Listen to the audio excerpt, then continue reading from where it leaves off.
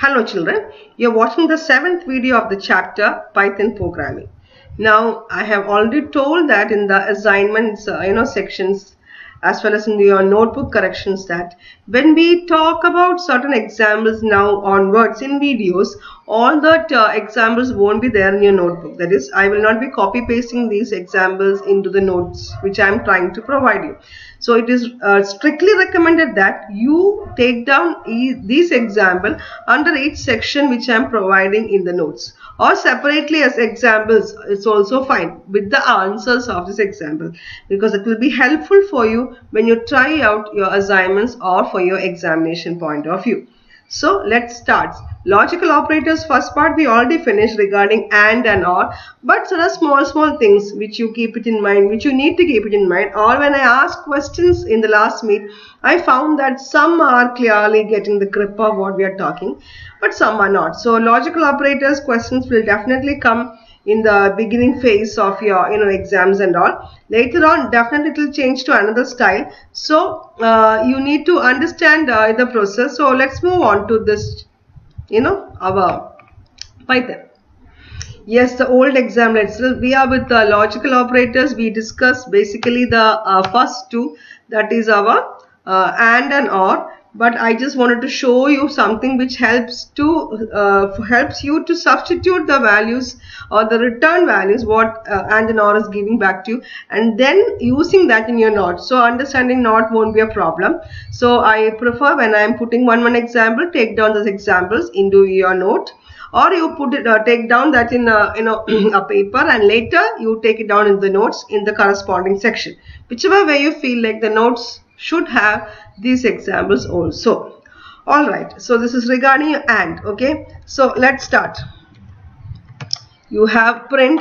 I am giving an easy one, a greater than or equal to 4 and a plus b equal to 10. Now when I told you to substitute, you need to take the first section, a greater than or equal to 4. Without even doing this, you can get the value or answer here, but this is for everybody, so that the not comes. When the not comes, you are able to answer my questions fast. So a greater than or equal to 4 is going to give you a true, isn't it? Is going to give you true value because it is equal to 4. And a plus b equal to 10. If I am commenting like this and writing here true, and the other one is going to give you a false, correct? But not but in the sense, so you have to understand that in your and both the conditions has its own relevance here, and only if both the conditions are checked by Python interpreter, you need to get an answer, or you will get an answer. So here, since true and false is coming, the final answer will be a false, correct? I'll just kill this because I was trying out so many things over here. So I'll just kill this and run it. Answer. Okay. See? Very clear. So you need to understand this part. Now let's move on to that or. So I'm removing this.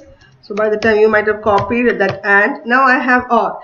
Now in or, the first condition is satisfied. So I need to change it here. When the first condition is satisfied, it is returning your true value.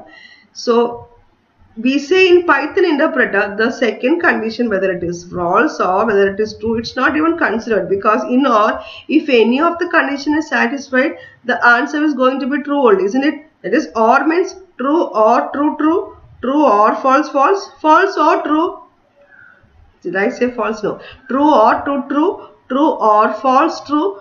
False or true is also true. Only when it false or false comes, it gives you a false value. So here it is going to give you definitely a true answer. What I was trying to say was, the first one being correct, it will never check the second condition. Which one? Python interpreter will never check the second condition. But if the first condition is wrong, in the sense if it is returning a false value, then it should check the second condition, only then an answer can be brought, isn't it? So then it will check the second condition. If the second condition is also false like this, definitely the answer is false. But if second condition in that case is going to be correct, then it will give you a true value. So what is that you understood? In OR, if by chance the first condition is true, then the second section after OR will not be considered by Python interpreter. But in AND, both the conditions are always correspondingly checked and only when an answer is returned. In OR, if the first condition is wrong, then definitely the second condition is always verified, and depending upon that answer will come. So substituting like this and then getting an answer will be useful for you. So let me comment this. So I hope you got this into your mind. Let it be there. Now we are going to NOT, where I started with NOT in the last video. So I will show you something in a different manner this time so that you'll get the grip of it. Okay. NOT. In electronic system, you know your 0 stands for what? False only, isn't it? So NOT 0 should give you a true value. See, you get the point?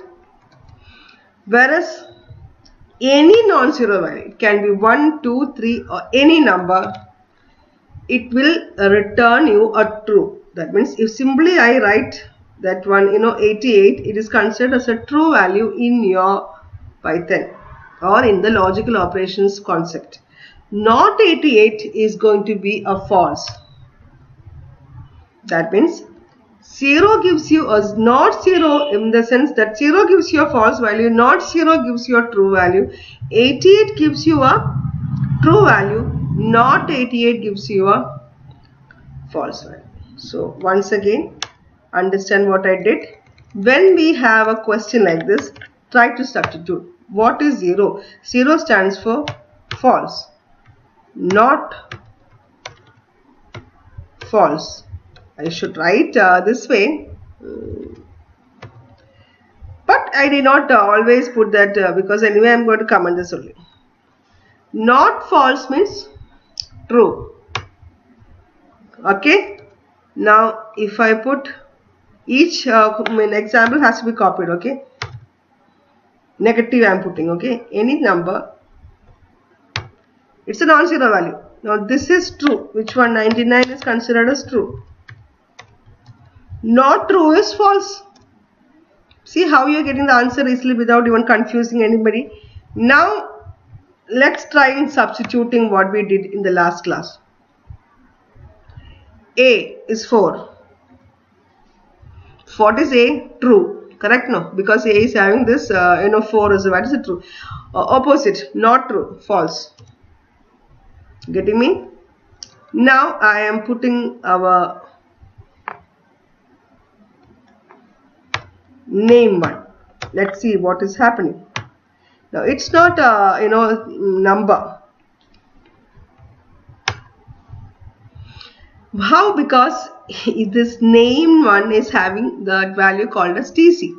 T is correspondingly having a decimal value, as I told in the memory, to identify it by the Python interpreter. So that's becoming a number. Number being a numerical value, it returns what you call as a false because it is returning not true. So that kind of a question will never come. I'm just talking to you. I'm just showing you because you try everything. Now the right kind of example which will come for you an examination point of view is this. Taking what we did earlier, I am going to put that in the bracket. A greater than or equal to 4. Without bracket also if you try it will work, okay, don't worry. I am putting that in the bracket because if I need to improvise on it, that means if I am putting and or, I need to consider that as an expression. If an expression is formed, definitely if you put in the bracket and then apply not, it will be applicable to the entire expression. If you are not doing that, then only the first part of that and or is considered. That is why I am always following this bracket things. If you can try without bracket, it will work here. But when the when the and or comes, the things changes. So what is A greater than or equal to 4? That is a true. Not true will be giving you false. You get me? So it is easy to get the answer, correct? Now what if I am giving greater than 4? Greater than 4 is false. Correct? And that is not false is true. You get me? So identifying is becoming very easy. Now let's expand it. A greater than 4 and Okay, so what is it? Two sections are considered. A greater than 4 is actually false, and I should be writing putting a bracket here also, because when I am doing it, it should be interpreted like that way properly. False, and let's say the next one. Okay, that is your next condition over here should be something related. Whatever you write, it will never work, isn't it? So here it is false and false, or say I am going to give you a correct answer itself. Yeah, false and true. False and false, or you write false and true. What is the final outcome of it? It is going to give you the answer as false and true. The answer will be false. So not false will be true, isn't it? Now I need to check whether I made any mistake when I am running it, otherwise an error will come. So not false will give you the true answer. See? So that's it. So what did I did? I took that, I substituted the value of a greater than 4 here as false. Then I did and, then I substitute the value of what I am getting into a into 2 as here, and false and true returning a false, that I substituted as not false, and the final answer of not false is true, and that is why you are getting this. Now imagine I am giving this way. So it is true and true, correct? True and true, both the conditions are true. True and true returns true. Not true, false. Okay, now this much I think you people got the grip of it. We'll add one more example to that, so that you will be able to do your assignments easily.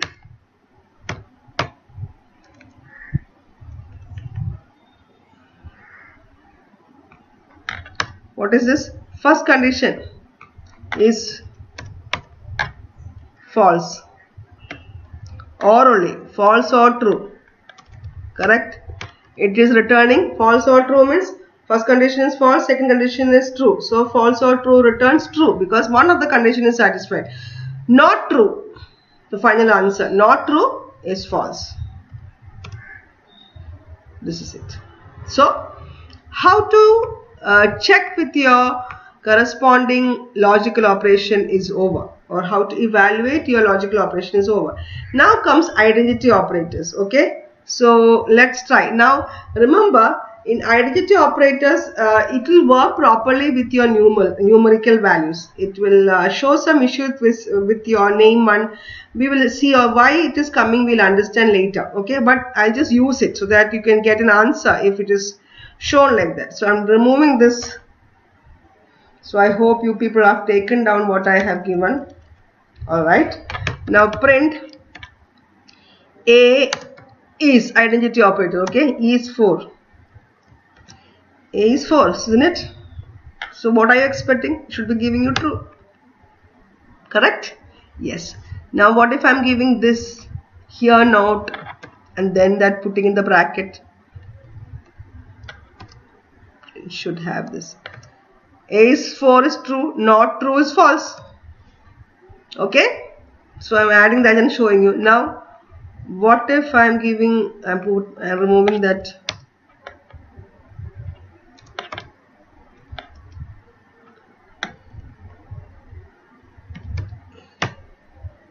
A is not 4, is actually 4, isn't it? So A is not 4 is false. Getting me? So I can write that way also, is not is. But if I am writing, that's what I told you, it works in a different manner here.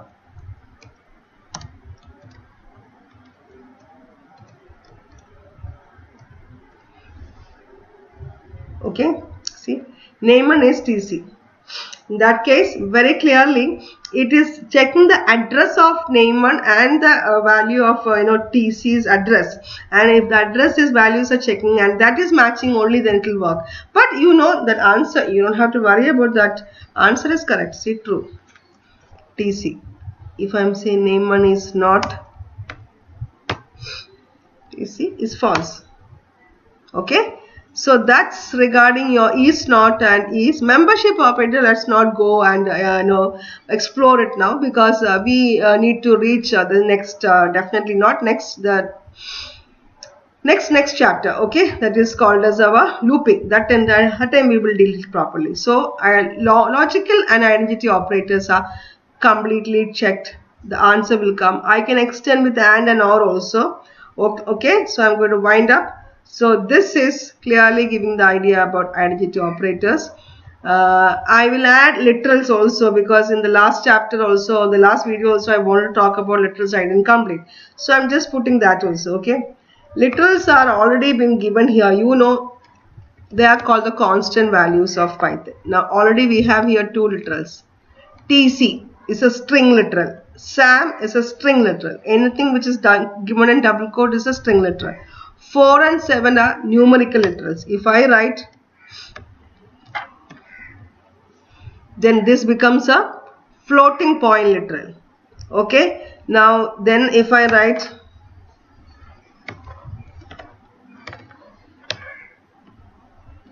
false is a Boolean literal. Literals are constant values in your Python language, or any language has this kind of a literal. There are many other literals, but what we are dealing with is with this one. So just keep that in mind. And then we have what we call as punctuators. We are just finishing or winding up the tokens of Python. Keywords, variables, operators, literals, and punctuators. You have 5 different types of tokens. We finished learning variables, keywords very clearly. Now the different kinds of operators also. A glance into the literals I told. Punctuators are the symbols which we use in Python. We have not used all the symbols in Python, but we are using this certain symbols only. Okay, double quotes, comma. All this comes under the symbol section. You are going to see call and used in another way in Python. Okay, and you will see indentations and all coming up for Python. So don't worry about your last section called as punctuators. As and when the time progresses, you will see the different punctuators. But in the notebook, I am adding all the punctuators, so you will be able to identify it when it comes. So with this, I am concluding this particular video and the chapter. The next chapter is about your debugging, that is errors, and your data type conversions, that is your how to convert your string to int and float to string or float to int and etc. etc. A little bit of example is required there. So thank you very much.